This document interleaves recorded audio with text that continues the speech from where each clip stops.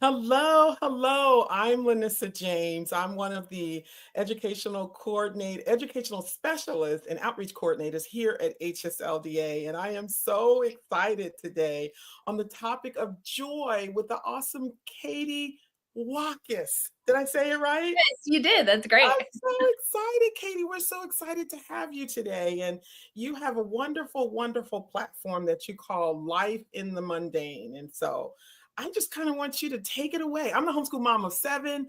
I know I want to hear your homeschool story, Yes. and I want to hear a lot about, why are you calling your platform Life in the Mundane? Yeah, absolutely.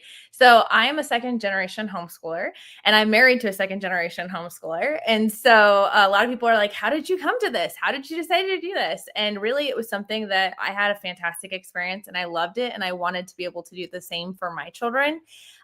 We have 6 kids and they're all like in the middle of birthday season, but they're getting ready to all be 16, 15, 14, 13, 9, and 8. No, 8 and Nice.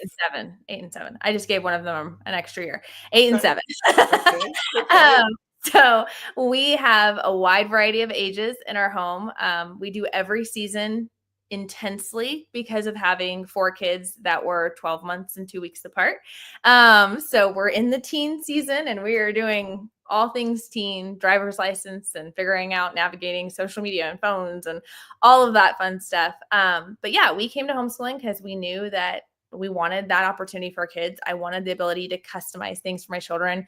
I was homeschooled from 3rd grade to 8th. And then my mom was like, oh, I can't do high school. It's just too much. I can't do it. So she sent my brother and I to a private Christian school for 9th grade.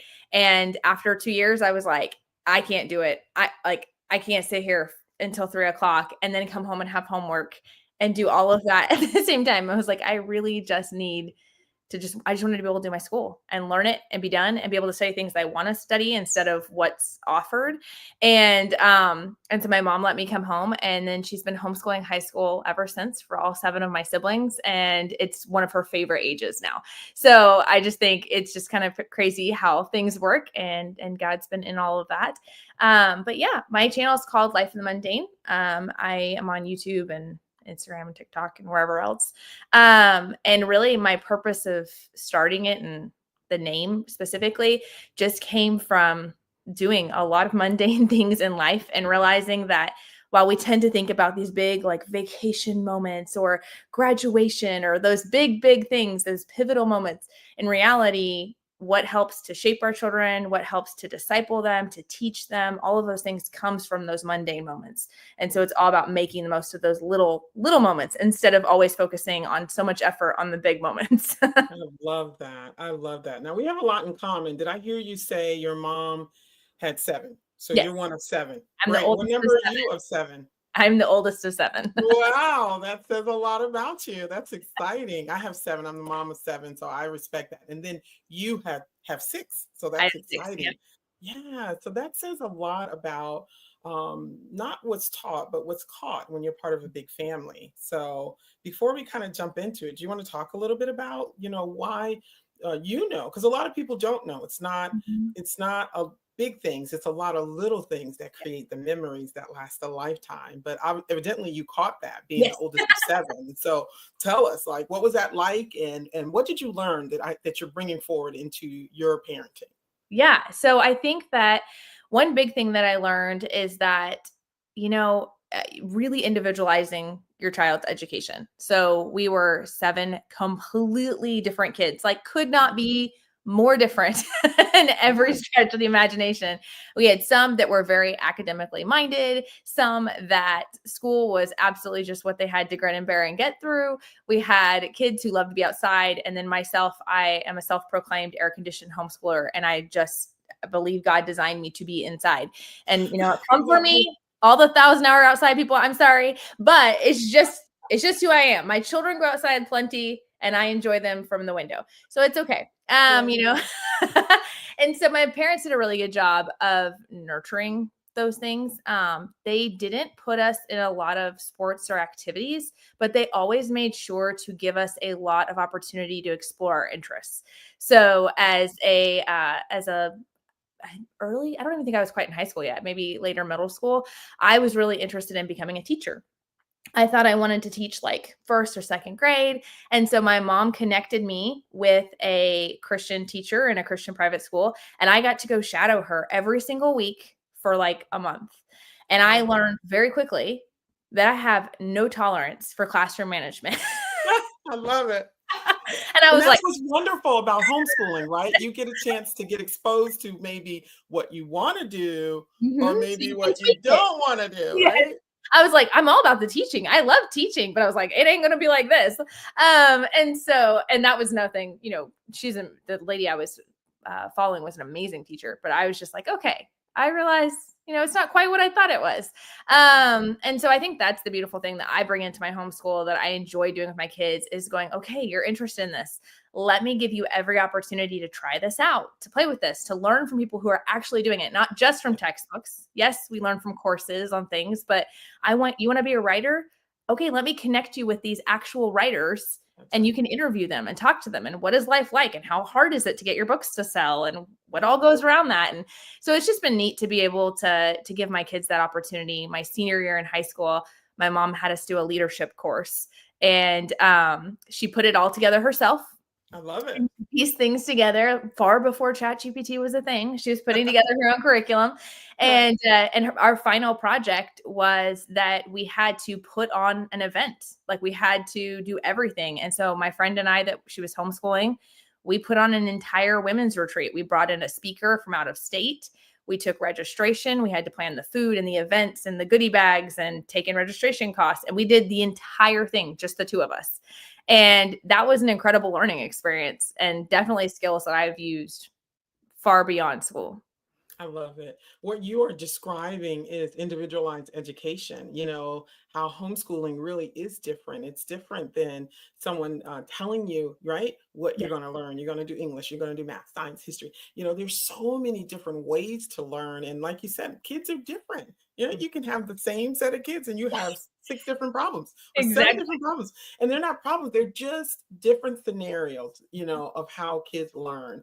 And you know what, Katie, you are really telling us right up front the formula to joy. Because I think sometimes when you don't have this customized, individualized life, it snuffs the joy out of things, right? Because if Yes, there's one way to absolutely. do it, you got to duct tape the kid to the table, right? To actually do the online work that he doesn't want to do, just it does make life, very difficult. So we're talking about joy here today, and it says we're chatting about a life full of joy and plenty of learning to go along the way. So tell me, how do you infuse joy and enthusiasm and the love for learning in your day to day with your children? Yeah, absolutely. I think we personalize everybody's curriculum very specifically. So I have 6 kids, and there are only maybe 2 things that all 6 of them do, like curriculum wise, like everybody has their own formula for what works for them. And so finding those things that ignite a love of learning. Some of my kids are very hands-on and they want all the games and the hands-on manipulatives. And other ones are like, please just give me my checklist and my textbook and let me go do my thing and I want to study. And so we've learned what that is over the years and have kind of given them the recipe for that. And then we talk a lot about how God has called us to us. This is our job, that my kids have a job as students, and God has called them to be a faithful student. It doesn't mean they have to excel in academics, but it does mean that there's a lot that God has to teach them in this time. And Right. frankly, to me, I don't care a whole lot whether that's geometry that they absorb or whether it's science or history. It's more about the character. It's more about having a good work ethic and learning those important skills. And so God uses geometry to teach us those things. How to be Right. patient, how not to Right. say everything that pops into your head when you're doing a math lesson out loud, right? How to rebound when something is hard or how to ask for help. But Right. I think it's very much about tying things in and helping them to understand that what you're learning in school may or may not be what you use forever on a daily basis, but the skills that you're learning while you're learning how to learn will be things you use I forever. love this. I love this. And what's your system, if you will, or your strategy of pivoting. Let's say they come upon a curriculum or a course or something that they're doing that they don't like, right? Yes. Maybe they thought that they would like, right? Because we don't want to always say that as parents we get it right every time. We don't, right? We come across things we put in front of our kids and they're like, I hate this. You know, how do you make that pivot? Okay, so I always tell people you want to pivot with a purpose and not out of panic because I found myself as an early homeschool mom, I was changing constantly. I was changing curriculums constantly. And there's an element of that that is going to happen because you're figuring out your kids, you're figuring out your own learning style, you're figuring out, that sounds really cool on paper, but I am not going to pull out that craft. I can promise you that. Like I have learned this about myself over the years. I'm not a crafty person. My kids are. So if they can do it independently, awesome. But if it requires mom, it's probably not going to happen. And so there'll be trial and error. But I think one of the things that I always look at is why is it not working? Like, let's actually step back before we just change. Right. Let's step I back and love say, that. what is not working and what Right. is working? Because what I found is when I was pivoting a lot, is I would frequently find myself pivoting right back to another curriculum that had the same problem as this curriculum. So maybe it's a child doesn't do well with online things. Maybe it's that they need that physical one-on-one interaction, or again, they do better with a textbook or whatever it might be. And then you switch to another online program. That's not going to solve anything because you didn't stop to take the time to figure out what the issue was. I think also looking at it and going, what is working? What is working well? And can we maybe adapt it? Can we Right. redeem this? Do we need to Right. pivot to a different curriculum, or do we just need to pivot our method? I see Yeah. all the time online, people are like, oh, I loved that curriculum. Like I got it, but it was just too much work. Like it was just too much for my child. And I'm like, did you try like only doing half the problems or, or cutting it down? Right. And, this curriculum covers history, Bible, and it covers literature. Did you try just doing it for history and cutting out the other Right. elements and do something else for that, That's right. That's And right. yeah, sometimes it's a matter of tweaking or adjusting and realizing our curriculum is a tool. It's not our master. Right. It's And so important. sometimes it is a matter of like, okay, this is time to go. I think a big thing is though is to remember that a love of learning doesn't mean your kid is going to always love to learn. Um and that's like we as homeschool parents are constantly throwing around, oh, your child need to have a love of learning. I don't care what curriculum you gave me or how you presented the material, or if we did it in the kitchen with the birthday cake or however we did it, you are not going to make me fall in love with math. It just wasn't going to Right. happen. And that's not my Right. mom's fault. There's nothing she could have done. I was not going to like it. So my mom needed to find a math curriculum for me that I could learn. Might not Right. enjoy it, but I could figure it out with that. It had enough supports for her and enough supports for me to make it work. And so sometimes we can fall into a trap of thinking if my kid had a rough day or they cried once or they just don't like it, I automatically have to pivot. And that's Yeah. not always the case. That's right. Sometimes they're just not into that particular thing. Yeah, or it's just what's going on for the day. That's not the Mhm. whole story. That's just the, Yes. that's the moment that they're in. I love that. I really love what you're saying.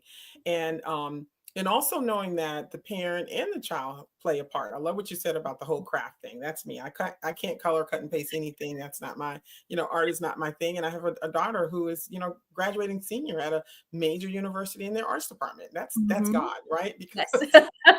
Because you get a hold of some great curriculum and they get a chance to love on the things that they love doing. They do it more. They, expand upon it. And mom and dad don't always have to go with them in that, in that journey, right? They Yes, can learn exactly. things. They Right? can be Like, the cheerleader and the connector to connect them to the right yes, people to mentor yes. them in that. We don't always have to be the person that gives the wisdom or gives that in that area. Yes, I love it. So you're doing a lot of what I call curriculum reviews, right? Is it? And I watched you the other day, and I love Classical Academic Press. We Oh, use a yes. lot of their work, and I saw you talking about writing rhetoric. And so you obviously not only fall in love with different curriculums, but also take the time to help other people see a curriculum, touch it, feel it, right, from your screen to get a chance to feel what you feel about the curriculum. And how did you come about just kind of having this format Yeah. of, review? Tell me what you love about it. Besides So the there, fact whoever does it really loves it, right? yes. Because I love talking about curriculum, right? So tell me what you love so much about it. Well, I think like most homeschool moms, I could talk about curriculum all day. It's a joy to do. But what I found oftentimes is that a lot of people would present curriculum as like, this is the only way, right? Because it works for my family, you must use this. You have to use this. This is the best thing. And in reality, that's not always the case because it depends on your family. It depends on your budget. It depends on your specific child, like we've already said. And so what I wanted to do is I wanted to be able to share, why does this curriculum work for this particular child? And anytime I pivot a curriculum or anytime I share two competing curriculums, because sometimes Yes. I do that, I'm actually Yes. quite frequently I do that. I think in our house right now, we're using a total of 4 or 5 different math programs, and people are like, "Oh, well, does that mean XYZ is not a good math curriculum?" I'm like, "Absolutely not. That means that that wasn't the best fit for that child, or this means that this was a better thing to match up with this or whatnot." So I wanted to kind of share with people that it doesn't have to be one way or the highway, and I wanted the opportunity to be able to get into people's questions, because what I found is as a homeschooling mom, because people knew that I grew up homeschooled, anytime they met somebody who was thinking about homeschooling, they were like, you should talk to Katie. Right. And I love talking to people, but I also do have to find time to homeschool my kids, and I had to find time to be there for my husband and do those things. And so people were like, it got to the point where it was like several times a week. People were like, "Can we go to coffee? Can we go do this? Can we go do that?"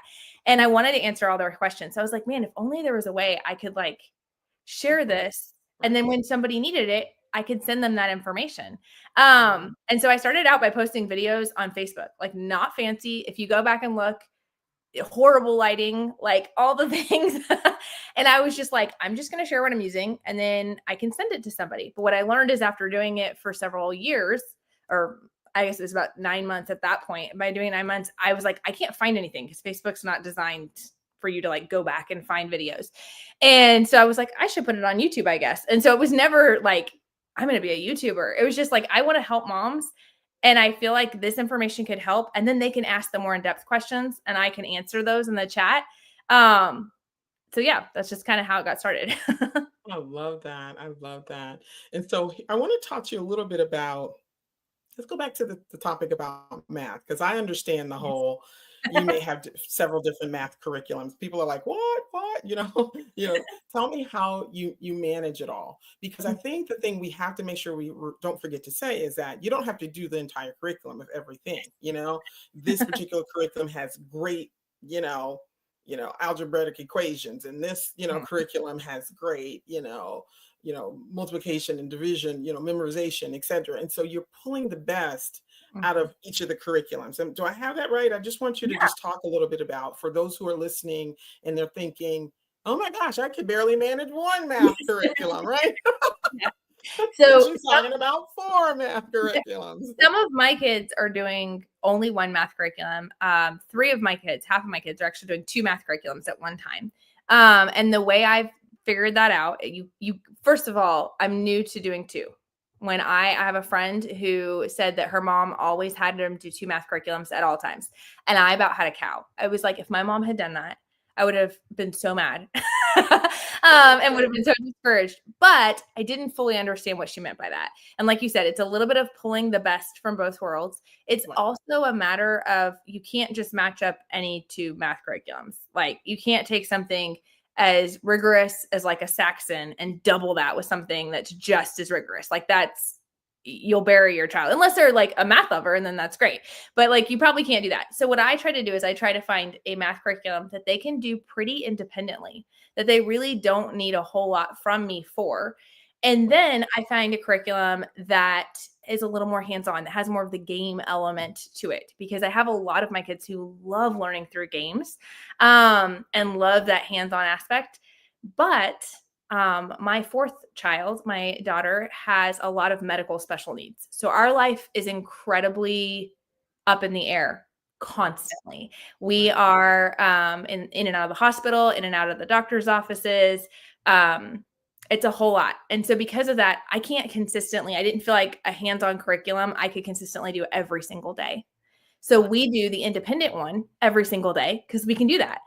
And then we incorporate those hands-on ones 2 to 3 times a week. Some weeks we get all 5 days, but most of the time it's 2 or 3 times a week, and we're incorporating a lot of those games and those aspects so they get that hands-on learning and they kind of get the best of both worlds. I love that. So you're mobile, you're on the go, so it's kind of like I have that too, right? So whether you have a big family or a small family, there's sometimes where, there's places you have to go, you're in the car and maybe packing up books is probably not the thing that's most convenient. And so then you have that math that comes up on the mobile phone, Yes. right? And they can work. It's like, hey, we're busy. What can you do? What can you work on? That doesn't take a whole lot of energy. And then there's times where you're in front of your whole library, if you will, Mhm. and you're able to pull out maybe the details of what you need to do. And I think that that's smart about how to handle life, because I think that's the beauty of homeschooling. It doesn't have to happen between 7 and 3, and Yes.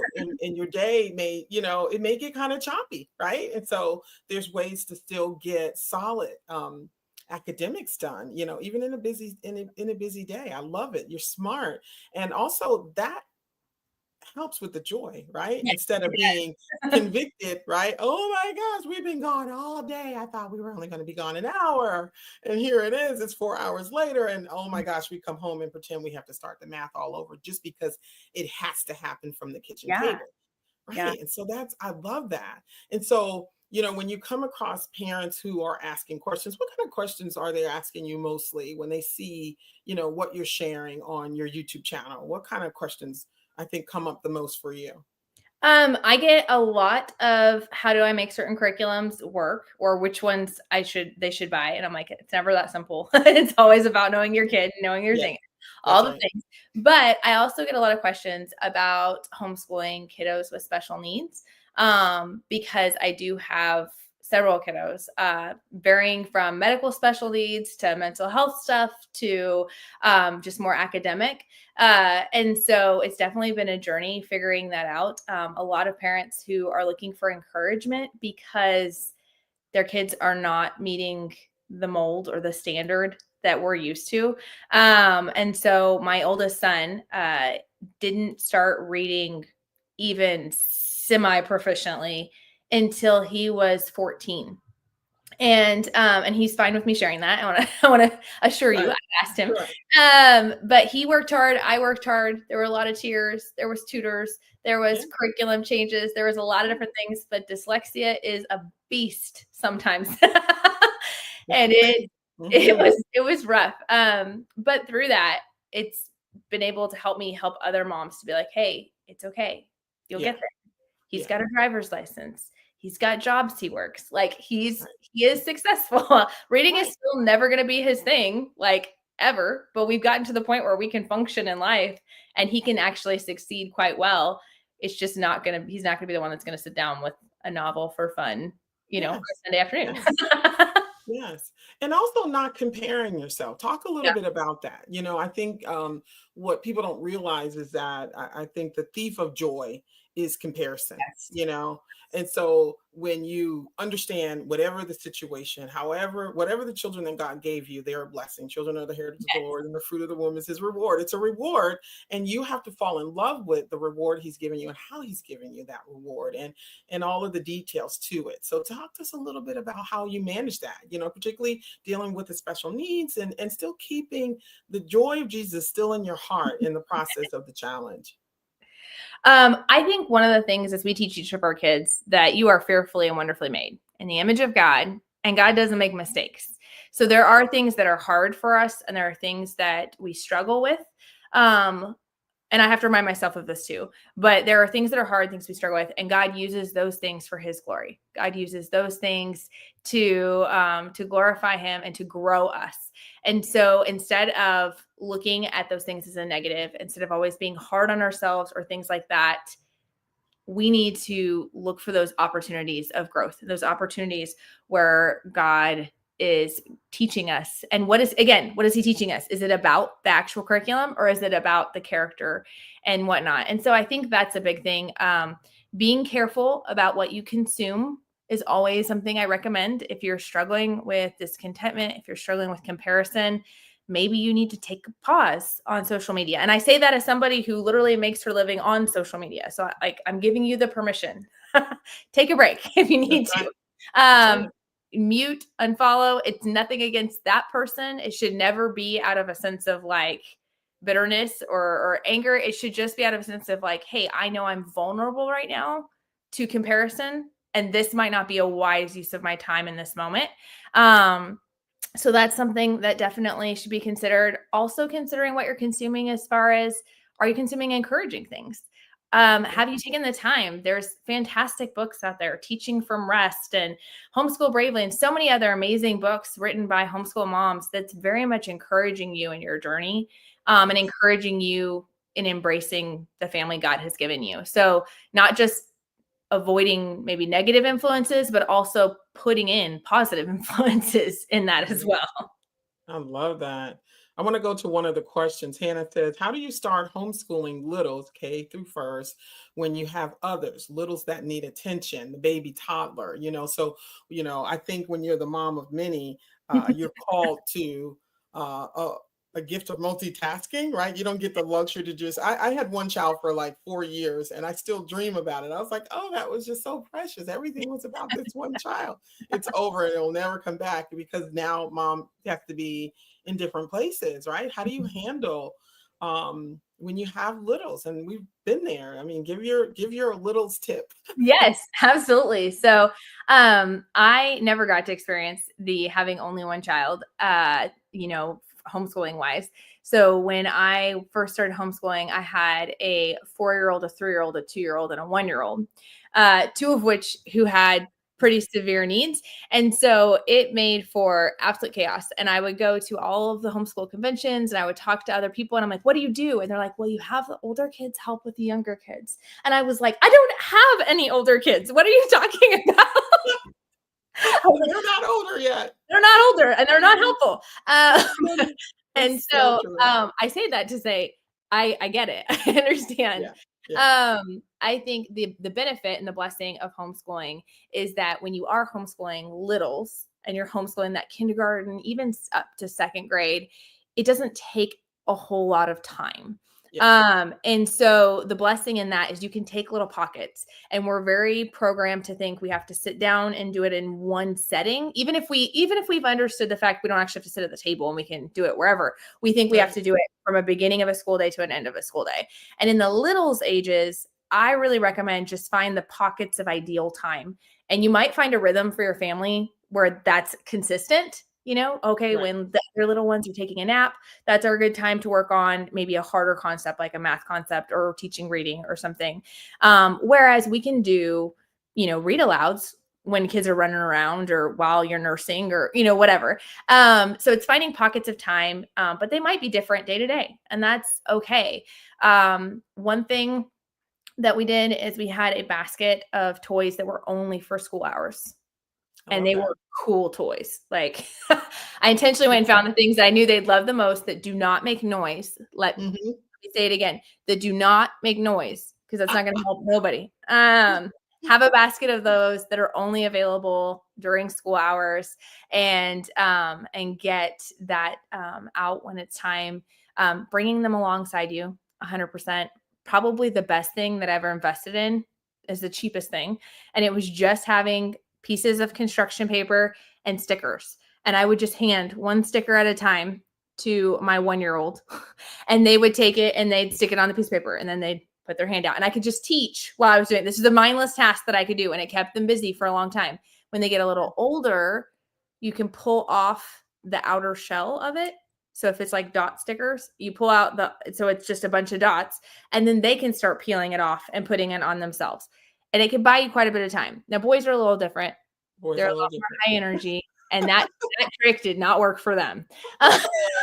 There was a lot of just taking them outside and letting them run wild Yeah. while I would school with one kid, and then we'd Yeah. rotate out. So, like, it's different too, depending on ages and genders and all the fun things and personalities. I love that. I love that. I used to have this, what I call the mommy chair, and I used to have then, where the kids could put the work that they finished. And so one of the things that was happening is that, oh, mom, I'm done. Can you look at this? Well, I couldn't look at it because I was doing else.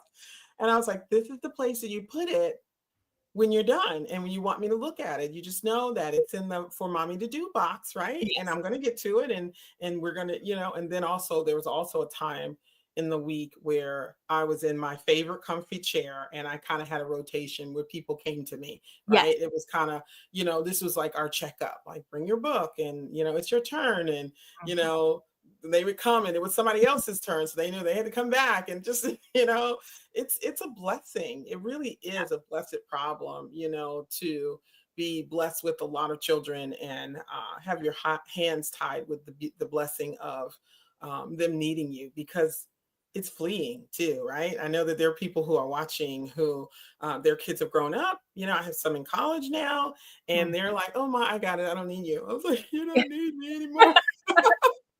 What do you mean you don't need me anymore? So there, life has seasons, Mhm. right? So, those seasons pass. Can you remember some seasons that you thought you wouldn't get through, right? Yes. And you think about it and you get to Absolutely. the other side, talk about it. Let me hear. What's your season? You're like, this is never gonna end. Yeah. Well, there's some seasons we're definitely still in. We've been in for quite a while, especially with my daughter with medical things. There's been some really hard seasons. For her, she has a genetic disorder called 22q deletion syndrome. And so she's born missing a portion of her chromosome, and it can cause up to 180 different complications. She's had 16 surgeries before she was 6 years old. So her first 6 years of life were intense. They were, medical changes constantly. Meanwhile, little kids in the home, trying to homeschool, all of those things. And then God gave us a little bit of a break. She still has a lot of medical things, but it was crazy. And then now that she's going back into puberty and all of that, it's all ramping right back up to that same level of intensity that was in the younger years. And while I can be tempted to think, but I need a break. Like, I thought the season was over. I thought it was less chaotic. I also can be really thankful for the season where it calmed down a little bit. And I think the same is true in our homeschool. I have friends who have high schoolers who are also getting ready to have babies. And they're like, I thought I was doing kind of one season at a time or a couple seasons at a time. And now I'm starting all over again. And I'm like, but you know what? God gives you each season for a reason, and Yeah. he equips you for it. And there is good to be found in those moments. I tell people all the time, I'm like, having a bunch of little kids running around, a lot of people get really stressed about how's my child supposed to focus? How are they supposed to be able to get work done when they're constantly being interrupted? Well, guess what? That's real life. Like, I don't know any job in the universe that I can think of off the top of my head where somebody's like, hey, I'm just going to put you in this cubicle and you're going to be with zero distractions, no phone calls, That's no right. emails. No one's going to be bugging you about deadline. You just do you, boo. Like, you're fine. Like, that's not real life. Like, Right. I mean, That's as mom, right. certainly not my life. My life's full of interruptions and I have to work around chaos. And my husband working on building airplanes, that's his life, and constantly being pulled in different directions. So, like, in reality, it actually is preparing our kids for life much Yeah. better than we think. Um, and God uses those things, even those seasons, I just want to speak to those seasons of hard, like when we've had major medical things. Yeah. Schooling has still had to happen, right? We always want to Yeah. follow our homeschool state laws, right? Homeschooling still has to happen. But it looks different in those seasons. And sometimes the academic part of it takes a little bit more of a back seat to the life skills and the learning. But in those seasons, there's a lot your kids are learning that you was never on your agenda or was never in the homeschool standards or school standards. And there's a lot of good things there. So yes, having surgeries and emergency room visits and all of those things was not on my bingo card for the school year, but teaching my kids compassion, having them learn flexibility, having them learn independence in their school out of necessity has been a huge blessing that I couldn't have formulated or found a curriculum to teach that in that way. So it's okay. There's rough seasons regardless, but God is good all the time. And he's going to carry you through that. Yes, it's kind of like the school of life, which is a great Mhm. teacher, and sometimes it's no script to it, right? You gotta love it. You gotta love it. Well, let me ask you a question. As the school year kicks off, many parents are diving into curriculum, and they sometimes realize, they get into the curriculum, it's not working, or they Mhm. get into the activity or the co-op or the event, and they realize that it's not working. And we talked a little bit about this, kind of the pivot and when you should pivot. Talk to me a little bit about what you do when you're trying to create this best school year, because it's everyone's trying to, we got a fresh Yeah. slate, a new Yep. start, right? And somewhere around the end of September, Mhm. by mid-October, you're like, this ain't working. Yep. What what do you do? What do you Yeah. do? What kind of tips can you give about ways that they can, maybe not abort the curriculum so fast, right? Or, what kind of tips can they do to make the adjustments? Or maybe life sneaks up on them and there's, some sort of crisis that takes the pretty, Little House on the Prairie approach to, I'm going to begin my homeschooling. Let's get around the table, right? And it just doesn't go well. Tell us some tips to how you can still make your year work and turn into what it is that you need it to be. So if it's one particular subject or one particular child subject, then I recommend just kind of problem solving with that. Do we need to shorten the lessons? Do we need to use a timer? A timer is like a dirty word in homeschooling. I feel like a lot of people get freaked out because they're remembering their like time tests from grade school and worried that it's going to put pressure on kids. I don't mean a timer like that. I mean like a fun timer. I mean like a timer that we put on it to say, hey, if we're mid sentence in this reading book, or if we're mid math problem, the timer goes off, we're done. We drop it. Do you know how fun that is? Like when you're like, oh, phew, saved by the bell. Like you get excited. That's an exciting positive thing. So if the lessons are too long or if they're struggling, shorten lessons. That's a good way to just kind of start. Also looking at your child's learning style. Are they a kinesthetic person, hands-on? They need a little more hands-on. If you bought a curriculum that has zero hands-on, maybe it's a heavy reading curriculum where you're reading lots of wonderful living literature and it's great, but there's no hands-on component to it. Have your kids act out what you just read. Have them draw pictures while you're reading. Have them build a model of what you're reading. My son is doing history, and he this week is going to be building in Minecraft a colonial village because he's all about the video games. Like you just incorporate their loves and interests into it. If they're an auditory learner, this is a big one. People sometimes think, and it's a confusing name, but if you have an auditory learner, you oftentimes think those are your kids who sit quiet and listen. That's not the case. Your auditory learners are your biggest talkers because the reason they talk so much is they need to hear their own voice. They need to process and externally everything that's in their head in order for it to absorb. So discuss. Have more discussion questions in there. Have more opportunities for them to teach somebody else or teach you. If you've got little kids, one of their favorite games is when they're like, all right, you be the teacher now. You teach me how to do addition and subtraction. You teach me how to do this concept. They love that. And it gives you a good feel for, do they have it or not? Right. Right. um, so there's lots of things that you can tweak. That being said, if you feel like overall things are just not working, like you're overwhelmed, it's not just one subject, it's not just one child, you feel like it's everybody and it's everything and things are falling apart. Something we do in our homeschool is we ease into our homeschool year. We do a slow, soft start. So Yes. we every week, sometimes we start end of July, sometimes we start beginning of August, but we add in 2 subjects every week for each kid. So 2 subjects a week. So, okay, this week we started handwriting and spelling. Last week it was history and reading, whatever it might be. So we slowly eased into it. And the same thing goes for when things are not going well. We ease out. Like we go back to basics and we go, okay, let's just try taking off this handwriting. No one's gonna die from not having handwriting for actually ever, but like for a couple months, right? Let's just take that off. We had this really fun XYZ curriculum. Let's just pump the brakes on that for a minute until we can get our core stuff, our required stuff fixed and figured out. Then we can start slowly adding things back in. And just like an elimination diet, you'll start to notice issues. You're like, okay, we got the core thing. It's working. We're now on the track. And then we brought in this one curriculum and everything fell apart again. Maybe the issue is this curriculum. Right. And I so it's a love good that. like process of elimination to help you kind of figure out where your problem areas are and how to pivot. I love that. That's great strategies. Someone else said that, once, Jennifer, she says, once I realized that I could tailor school to meet the needs everything is so much smoother for sure. And so that's what we're saying, really just doing what works for you. Here's a question. How do you handle record keeping? Okay, the day is over, right? I can see your table in the background. It's like, clean it away, put it away, right? School is over, put it away. I don't want to see any books, right? Yep. How do you handle your record keeping? I don't know what state you're in, but just how do you handle record Yeah. keeping? So I always tell people, and this is not just because I'm here, I always tell people, you got to go to HSLDA. You got to figure out what your state laws are. Don't hold me to nothing because each law is a little different.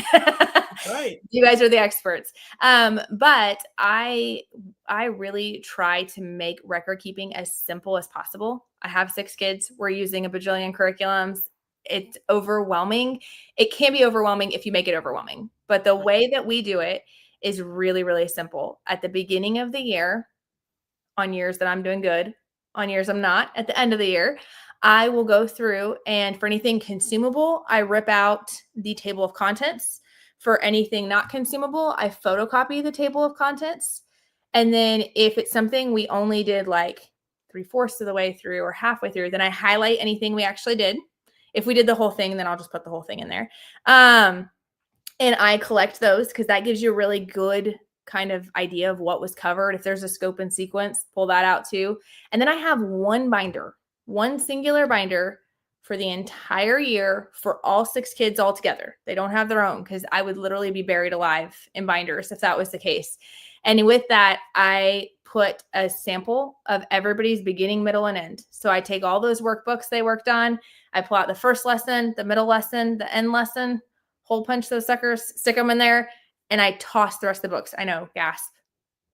Actually, I have a friend who their end of the year tradition is they do a bonfire and her kids get to burn whatever consumable school books they have at the end of the year. And I always thought that sounded like the most fun thing in the entire world. Like, I love it. We're done. Woo-hoo. but the idea is you just need to keep those samples of beginning, middle, and end. Typically for most states, some curriculums I have do more tests, so I'll save the tests because they're not that bulky or big. But then I also try to remember that record keeping, yes, is for those what if moments, but it's also for our memory's sake.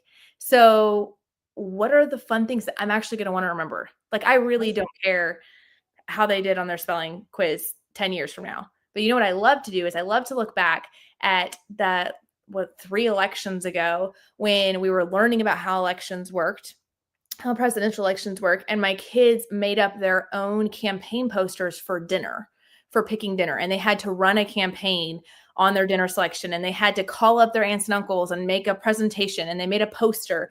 And so I saved that poster. Like that, I love looking through. And that's like, it reminds me of those fun extra projects, pictures or brochures or maps from field trips that we went on, book lists, getting to go back and see all the books we read for the year. Like, that's a really beautiful thing. So I always try to tell people, make sure you have what you need for sure. Don't save everything. You will be buried alive. It's just the way it works. You have to let some of that stuff out. But then keep some of those memory things too, because it's for you. It's sort of a collection of that. So when I go downstairs in my basement, I have a whole like bookshelf of binders that I can go back and I can flip through and see different things. And some years it's way more pristine and pretty than other years. Some years it's like I just shoved all the stuff in there. Like I pulled out the samples, but I didn't get a chance to make it as pretty. And sometimes I beat myself up about that. But the reality is it's there if I need it.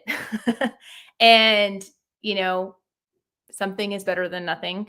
Our state doesn't require any records at all, but I don't, as a second generation homeschooler, there's no way I could wrap my head around not having a backup plan just in case. Right, I love it. And we're in a state that, you have to have a portfolio review. So we do have binders, but listen, if it's not hole punch, we just go ahead and put it in file 13. Yes. Because that's file for anything that's not hole punch, because you know what happens, right? Yes. So that's Well, and one kid, and then it's 2, and then it's 3, and it's like a jungle act, right? that's something I should say too, is a practical thing is in our homeschool closet, we have a big bin. And so when my kids will finish a book, because a few of my kids use like books where they go through like 4 or 5 little workbooks in a year. When they finish a book, I will go ahead and pull out that sample and I'll stick the sample in and throw it away right then. But I just have a box that I collect it all. And if I was really smart, all throughout the year, I would just go through and file it. But I don't, because I'm not on top of it like that, because life. So at the Life, end of the year, I'm like, huh, big box of doom. But at least it's all together. It's in one it's spot. one spot. There you So go. when my son went and he was in an art show, I knew I wanted to keep his bio page and all of that in a program from his art show. So I just put it in that file box. And so I'll deal with making it pretty and organized later, but at least it's all there and it's not getting lost all over the house. So I would say find a dump zone for those records, I love and it. then you can deal with it when you can deal with it. That's great advice. That's great advice. Wow. So, if there are any other questions, you can definitely put some questions in the chat for Katie. This has been a really good conversation about just, finding joy, life in the mundane. I just love this. And we're going to be following you on your YouTube channel and getting a chance to see how you do what you do. It's exciting. I want you to start thinking. I just want to give you a little bit of heads up here. I want Okay. you to start thinking about some encouraging words that you can give to our listeners about starting the year, you know what I mean? And going back to that kind of life in the mundane. I think once we see school buses going down the street, summer is coming to an end. I get sad when summer's over, you know, just being able to know that it's not going to be this big hype, that the beauty of homeschooling is home and finding joy there, I think is so very important. So I just want you to start thinking, and maybe if you're ready, if you want to start talking about finding joy in the simplicity of things, maybe the late, wake up, finding joy in, fun, ways to cook together because you don't have the stress of, having to, grab and go for your breakfast or whatever. Let's just talk about those pieces. I think sometimes we forget about that as we see Yeah. everybody getting new book bags. Like I tell my kids, I said, we don't need new clothes for back to school. We're always in school, right? It's just Yeah. kind of like what we do. So we don't need to go and buy new things where the clothes we have are just fine, right? You know how you push back from, the That's my culture of philosophy on the clothes, but then I always go buy new crayons, even though I have right. teenagers and they don't even need crayons. But it's a habit. Exactly. But yeah, I think a couple of things that come to mind. One is physically writing things down. Um, there is a connection between the written word in our brain, and when we write something out, there's and actually say it too, there's a connection there that I think is really important. So when you're struggling with discontentment, when you're struggling with struggles of life and finding that joy, finding opportunities of what to be thankful for is a huge aspect. So we do a game around our table every single night, and every single one of our kids has to, and us as parents have to say something we're thankful for. But the rule is that you can never repeat anything ever. You're just not allowed. And people ask all the time, they're like, how do you keep track of that? I'm like, I don't. They Haven't you got ever been a parent before? Like, I don't, but they keep track of each other. Like, they're like, you said that right. already. And they're like, okay, I got to think of something else. And we've been playing this for years, years. And it's been really good. It's a challenge. The reason we made the no repeat rule is because we got tired of like my family, my house, my bed, my friends, like the same thing. Right. And that's great. We want to be thankful for it. But like, how can you dig a little deeper? Even in the middle when you feel like everything's falling apart, how can you find something to be thankful for? Fun fact, God's character never changes. That's always an easy one. Like, God is good. I got to wake up this morning and I'm breathing today. You know what? I'm thankful. My son one day was like, I'm thankful for forks. And I'm like, tell me why. Because sometimes they'll be silly. And they're like, tell me why. And he's like, well, I guess if not, I would have burned my fingers when I went to go eat. I'm like, that's a great thing to be thankful for. And we started writing these down on a card. We write it on a note card and we put it in a box. And then when we're dealing with discontentment or struggling with being joyful in the moment, we will literally pull out a handful of these cards from I'm almost 10 years now of doing this. We'll pull out these cards and we'll start just reading them. And it's amazing when you're reminded of those things that you're like, oh, you know what? No, there are good things about theirs. This is good moments, good things to be thankful for. And really the opposite of discontentment and whatnot is to be thankful. And so I think that's one. The second thing I would say is when you're asking that question, yesterday was our first official day of school. So we've been easing in for a couple weeks now, but yesterday was the official kickoff day where we do the first school pictures and all that stuff. And we have all these fun traditions around the first day of school. And everybody, I have no idea why. I don't think I've ever seen anything quite this bad in a long time, but everybody woke up on the wrong side of the bed. They were immediately like mouth open, just fighting with each other. They were grumpy. I decided that I was going to play a fun song. Like instead of going around and waking everybody up, I was like, oh, I'm just going to play some like worship music on Alexa and play it throughout the house. And it's going to be this fun way to wake up. And my teenage son was like, I did not appreciate that at all. There was kids that were like grumpy. It was rough. It was really, really rough. And in my heart, I was like, dude, this is the first day of school. Like, what a way to start a school year. Like, this is awful. And I have all these fun traditions and these fun things I want to do. And yet it's not going well at all. And so I thought about it, and I was texting a few friends, few other homeschool moms. I was like, I don't know what to do. And they're like, well, maybe just save it for tomorrow. Like, just like call it. And I was like, I know, but I really wanted to start today. And I really think we should. I think we need to turn this day around. And so I was like, all right, I'm committed. We're going to turn this day around. So the first thing I did is I sent all the kids downstairs to do a YouTube workout. YouTube has fantastic kids workout videos for free. I was like, go move your bodies. Like, Yeah. this is the first thing we need to do. So they went and Mhm. did that. And I made a good hearty breakfast so that they had some good protein in them and the hangriness could pass. And so we Yes. had a good breakfast, and then we sat down and we did our devotions and we prayed, and it just reset the whole day. Was there Yes. no hiccups? No, there was hiccups. There was still tears at different points of the day. There were still annoyances or fighting, but it was just a difference of like everyone being backwards and upside down to being like, all right, we're being kind of reminded what we're supposed to be doing and why we're here. And so that's something I would definitely encourage parents to do for yourself and for your kids. If you're feeling agitated, eat something, take a nap. That's right. I love it. That's great stuff. Where can people find you? Tell us about your YouTube channel. Where can they find you? Yes. So on YouTube, if you just search Life in the Mundane, you will find me there with a whole bunch of videos on homeschooling. I have a lot of curriculum review videos, but also just a lot of tips and tricks, how-to videos for homeschooling. And then, of course, like on Instagram, Facebook, TikTok, whatever, I'm over there as well, just trying to kind of hopefully share and encourage both the hard and the good moments so that other homeschool moms know that it's not all just a highlight reel. It's not all just, sunshine and roses, but here's some of our hard days and here's how we're navigating those. I love it. Katie Walkus, right? I know Yeah. you now. Life in the Mundane. I love it.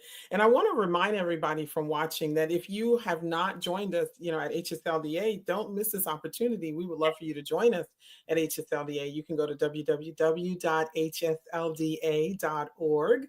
And we would love to have you join our membership and even see more of these great videos. Katie, you are awesome. Just Thank you. just I full of actually a have lot of great information.